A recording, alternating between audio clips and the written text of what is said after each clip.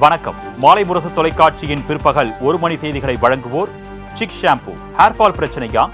சான்ஸே இல்ல, chick egg white protein shampoo. செய்திகளை விரிவாக பார்ப்பதற்கு முன்பாக முதலில் இந்த தருணத்திற்கான தலைப்புச் செய்திகளை பார்க்கலாம். அரசு பள்ளிகளை தனியாருக்கு தாரை வார்க்கப்படுவதாக எழுந்த புகாருக்கு அமைச்சர் அன்பில் மகேஷ் பொய்யாமொழி மறுப்பு. சிஎஸ்ஆர் நிதி மூலம் தனியார் பள்ளிகளை மேம்படுத்த திட்டமிட்டிருப்பதாக விளக்கம்.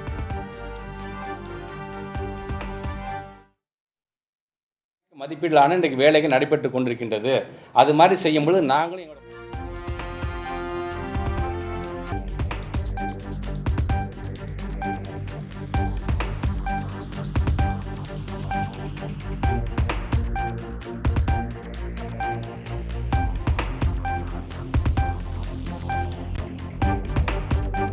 செய்தியின் உண்மைத்தன்மையை ஆராயாமல் கண்டனத்தை பதிவு செய்வதா என்று அமைச்சர் அன்பில் மகேஷ் ஆவேசம். அரசு பள்ளிகளை தனியாருக்கு தத்துக் கொடுப்பதாக கம்யூனிஸ்ட் கட்சிகள் கண்டனம் தெரிவித்திருந்த நிலையில் பேட்டி.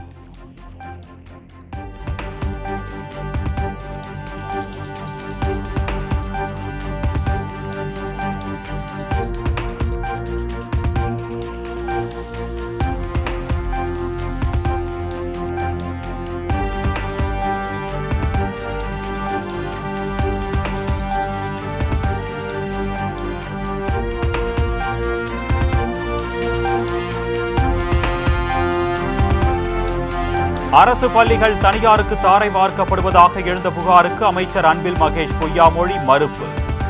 சிஎஸ்ஆர் நிதி மூலம் தனியார் பள்ளிகளை மேம்படுத்த திட்டமிட்டிருப்பதாக விளக்கம்.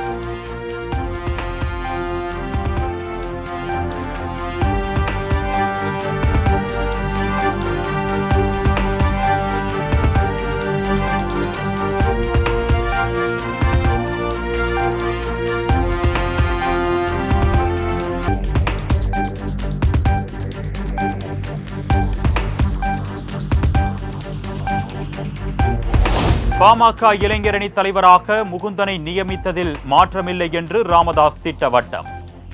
பொதுக்குழுவில் அறிவித்தபடி முகுந்தனிடம் நியமன கடிதத்தை வழங்கிவிட்டதாகவும் விளக்கம்.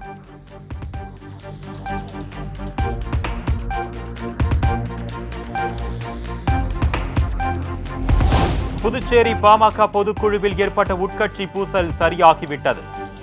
அன்புமணியுடன் மோதல் ஏற்பட்ட நிலையில் ராமதாஸ் விளக்கம்.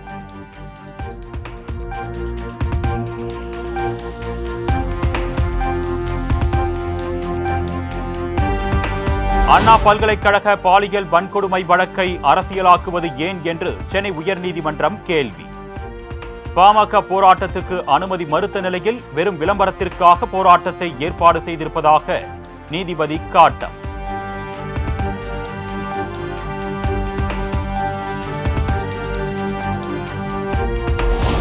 சென்னை வள்ளுவர் கோட்டத்தில் அண்ணா பல்கலைக்கழக மாணவி பாலியல் வன்கொடுமைக்கு எதிராக தடையை மீறி பாமக போராட்டம்.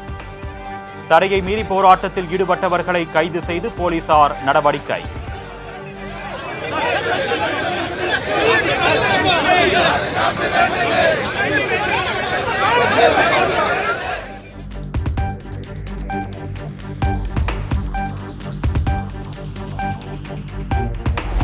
சென்னை வள்ளுவர் கோட்டத்தில் தடையை மீறி போராட்டத்தில் ஈடுபட்ட சௌமியா அன்புமணி கைது.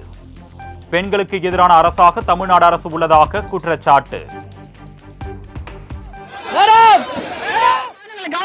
காஞ்சிபுரத்துல ஒரு கல்லூரி மாணவி, அண்ணா பல்கலைக்கழக கல்லூரி மாணவி, தஞ்சாவூர்ல ஒரு பொண்ணு, நேற்று கள்ளக்குறிச்சியில போன வாரம் ஒரு பொண்ணு, இன்னும் எத்தனை பொண்ணுல பழி வாங்க போகுது இந்த அரசாங்கம் தான் எங்களுக்கு தெரியல. இதுக்கு கேட்க வந்தா எங்களை அரெஸ்ட் பண்ண வந்திருக்கீங்களா?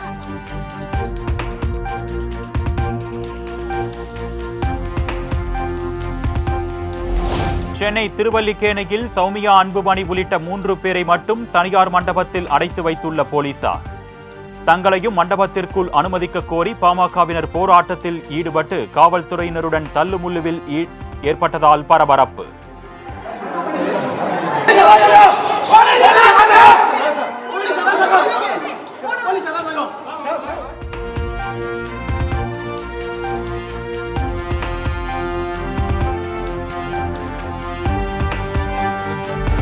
அண்ணா பல்கலைக்கழக மாணவி பாலியல் வன்கொடுமை விவகாரத்தில் யார் அந்த சார்?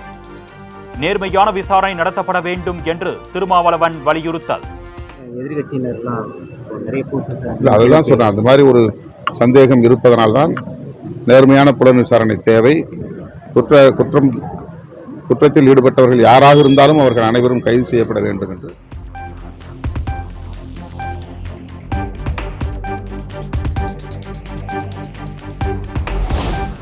தமிழ்நாடு அரசு இன்றைய நிலையில் செயலற்று இருக்கிறது. சென்னை விமான நிலையத்தில் செய்தியாளர்களை சந்தித்த முன்னாள் முதலமைச்சர் ஓ பன்னீர்செல்வம் குற்றச்சாட்டு. சரி, நீ பார்த்தேன் முன்னெச்சரிக்கை நடவடிக்கைன்ட்டு முன்கூட்டியே போராடுவதற்கு முன்னாலே கைது செய்யறாங்க. இந்த நடவடிக்கை திரும்ப பெறணும் அப்படின்றது மொத்தத்தில் தமிழக அரசு இன்றைய நிலையில் செயலற்று இருக்கிறது என்பதுதான் இதை காட்டுகிறது.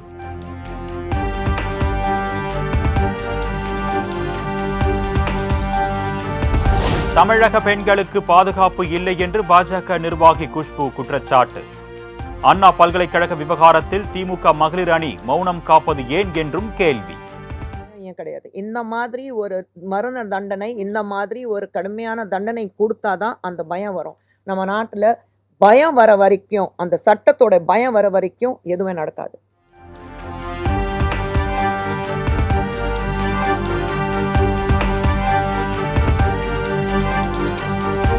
நாளை மதுரையில் இருந்து சென்னை வரை பாஜக சார்பில் நடைபெறவுள்ள நீதி பேரணிக்கு அனுமதி மறுப்பு. தடையை மீறி பேரணியில் ஈடுபட்டால் கைது செய்யப்படுவார்கள் என்று மதுரை காவல்துறை எச்சரிக்கை.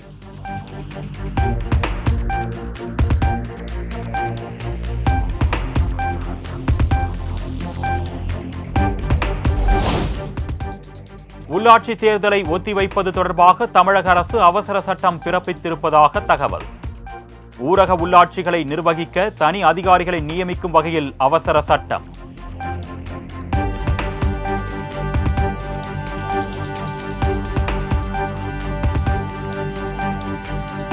வருகின்ற 6ஆம் தேதி ஆளுநர் உரையுடன் தொடங்குகிறது தமிழ்நாடு சட்டப்பேரவை கூட்டத்தொடர்.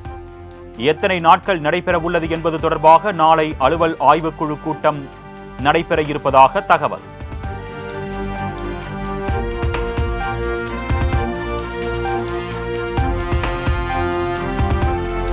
சென்னை செம்மொழி பூங்காவில் தோட்டக்கலைத்துறை சார்பில் 4வது மலர் கண்காட்சி தொடக்கம். ரிப்பன் வெட்டி தொடங்கி வைத்த முதலமைச்சர் மு.க. ஸ்டாலின் புகைப்படம் எடுத்து உற்சாகம்.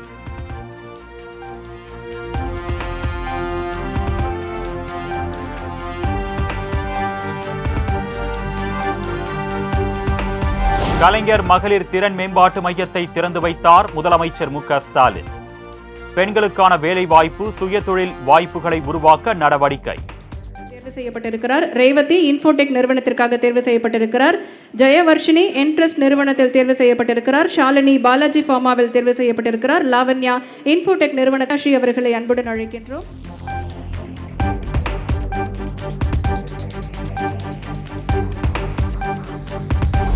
பெண்களின் முன்னேற்றத்திற்கு திமுக அரசு பல்வேறு திட்டங்களை நிறைவேற்றி வருகிறது. பெண்களின் உயர்கல்வியை உறுதி செய்யும் வகையில் திட்டங்களை தீட்டி வருவதாக முதலமைச்சர் மு.க. ஸ்டாலின் பேச்சு. சமத்துவம் முக்கியமான ஒண்ணு. பெண்களுடைய உரிமைகளுக்காகவும் அவர்களுடைய முன்னேற்றத்திற்காகவும் ஏராளமான திட்டங்களை நம்முடைய திராவிட முன்னேற்ற கழகத்துடைய அரசு ஏற்கனவே அண்ணா காலத்தில், கலைஞர் காலத்தில் பல்வேறு திட்டங்களை நிறைவேற்றியிருந்தாலும் அதை தொடர்ந்து இன்றைக்கு பொறுப்பேற்றுக் கொண்டிருக்கக்கூடிய நம்முடைய அரசு அண்ணா வழியில, கலைஞர் வழியில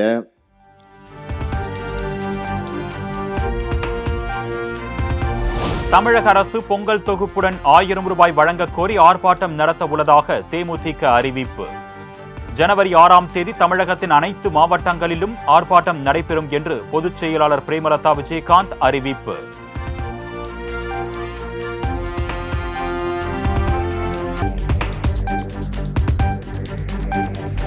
தமிழ்நாடு முழுவதும் அரையாண்டு விடுமுறை முடிந்து மீண்டும் திறக்கப்பட்ட பள்ளிகள்.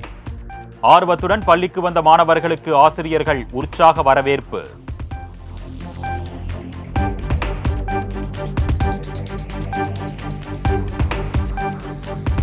சென்னையில் ஆபரண தங்கத்தின் விலை சவரனுக்கு 240 ரூபாய் அதிகரிப்பு.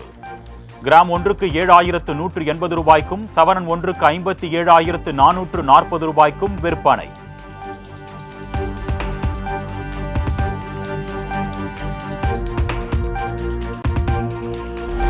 மெட்ரோ ரயில் மற்றும் மாநகர பேருந்துகளில் பயணிக்க ஒரே அட்டை மூலம் பயணச்சீட்டு பெறும் திட்டம் இந்த மாதம் அமல்படுத்த இருப்பதாக மாநகர போக்குவரத்து கழகம் தகவல்.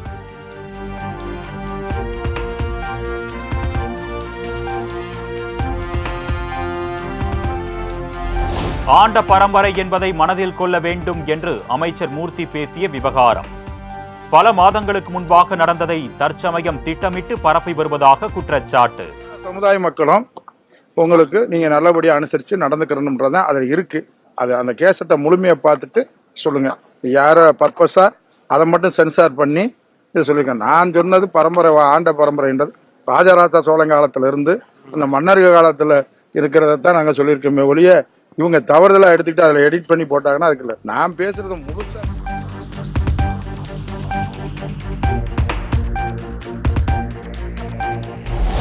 கேரளா, ஆந்திரா, வட மாநிலங்களை விட தமிழ்நாட்டில் வரி குறைவாகத்தான் வசூலிக்கப்படுகிறது. சென்னை மாநகராட்சியில் தொழில் வரி 35% உயர்வு ஏன் என்று மேயர் பிரியா விளக்கம். நம்ம தமிழ்நாடு உட்பட்டு பார்த்தீங்கன்னா பிற மாநிலங்கள், அதாவது கேரளாவோ ஆந்திர பிரதேஷோ இல்லை நார்த்தில் இருக்கக்கூடிய மாநிலங்களை கம்பேர் பண்ணிங்கன்னா நம்ம வரி வசூலிக்கிறது மிகவும் குறைபாடாக இருக்கிறது. ஆனால் பொதுமக்களுக்கு வழங்கக்கூடிய சேவைகள் அரசு சார்பாக அதிகமாக இருக்கிறது என்றதை தெரிவித்துக் கொள்கிறேன்.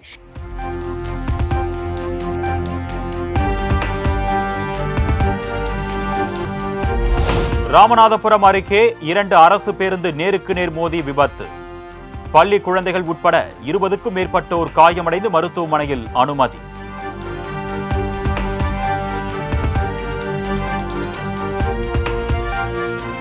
கிருஷ்ணகிரி மாவட்டம் தேன்கனிக்கோட்டை அருகே சுற்றித் திரிந்த சிறுத்தை சிக்கியது.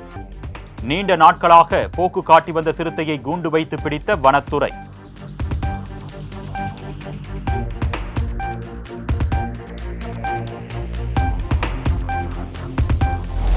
சென்னை அரும்பாக்கம் பகுதியில் கேட்டமைன் போதைப் பொருள் வைத்திருந்த 3 பேர் கைது.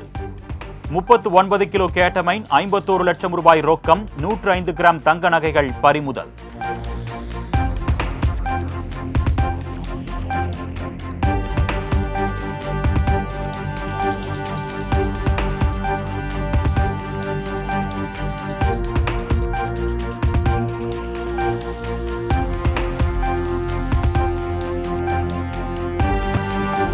கேரளாவில் இருந்து மருத்துவ கழிவுகளை கொண்டு வந்து கொட்டிய மருத்துவமனைக்கு எதிராக நடவடிக்கை எடுக்காதது ஏன்? ஜனவரி 20ஆம் தேதிக்குள் பதிலளிக்க வேண்டும் என்று கேரள அரசுக்கு தென்மண்டல தேசிய பசுமை தீர்ப்பாயம் உத்தரவு.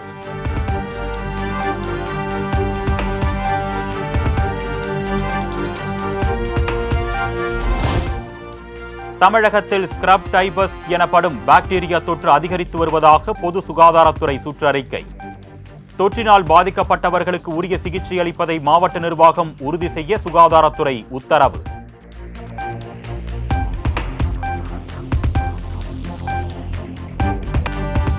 ஸ்ரீரங்கம் ரெங்கநாதர் கோயிலில் வைகுண்ட ஏகாதசி பகல் 10 உற்சவத்தின் 3ஆம் திருநாள் கோலாகலம். அஜந்தா சௌரி கொண்டை அணிந்து உலா வந்த பெருமாளை கோவிந்தா கோவிந்தா என முழக்கம் எழுப்பி பக்தர்கள் வழிபாடு.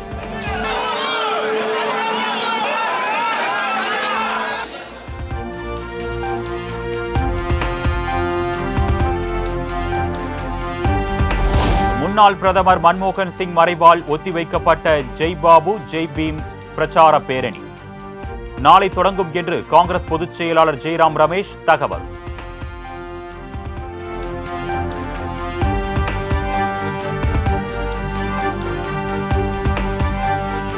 வேலைக்காக தமிழகத்தில் குடியேறவே வங்கதேச முஸ்லிம்கள் அதிக அளவில் ஊடுருவல்.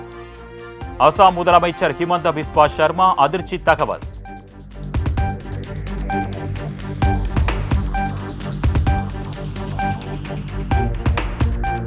பன்னிரண்டு ஆண்டுகளுக்கு ஒருமுறை நடக்கும் மகா கும்பமேளாவை முன்னிட்டு மின்னொலியில் ஜொலிக்கும் பிரயாக்ராஜ். கும்பமேளா நடைபெறும் பிரயாக்ராஜில் இந்துக்கள் அல்லாதோர் கடை வைக்க தடை.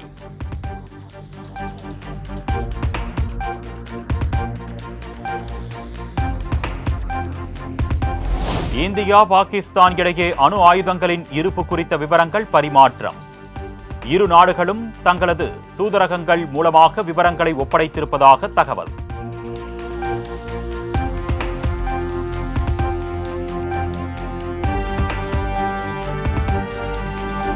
நாற்பது ஆண்டுகளுக்கு பிறகு மத்திய பிரதேச மாநிலம் போபால் தொழிற்சாலையில் இருந்து நச்சு கழிவு அகற்றம். பிதாம்பூரில் உள்ள கழிவுகளை எரிக்கும் ஆலையில் பாதுகாப்பாக அழிக்க இருப்பதாக தகவல்.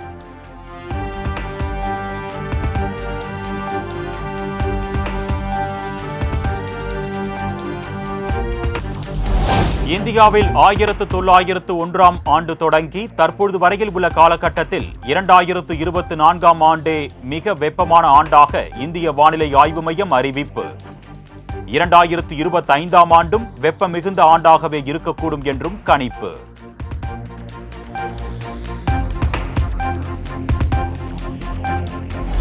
மகரவிளக்கு பூஜையையொட்டி சபரிமலை ஐயப்பன் கோவிலில் அலைமோதும் பக்தர்கள் கூட்டம். பல மணி நேரம் காத்திருந்து சுவாமி தரிசனம் செய்து வரும் பக்தர்கள்.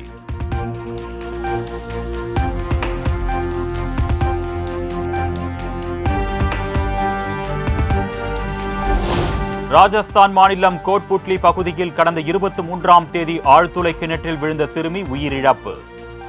10 நாட்களுக்கு பிறகு மீட்கப்பட்ட நிலையில் சிகிச்சை பலனின்றி உயிரிழந்த பரிதாபம்.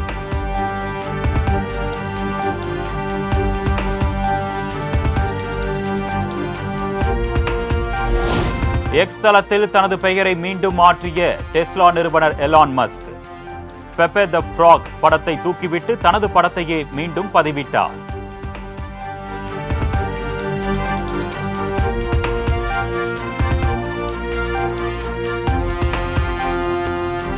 நாளை சிட்னியில் தொடங்கவுள்ள ஆஸ்திரேலியாவுக்கு எதிரான கடைசி டெஸ்ட் போட்டியில் இருந்து இந்திய வீரர் ஆகாஷ் தீப் விலகல். முதுகுவலி காரணமாக விலகியிருப்பதாக தகவல்.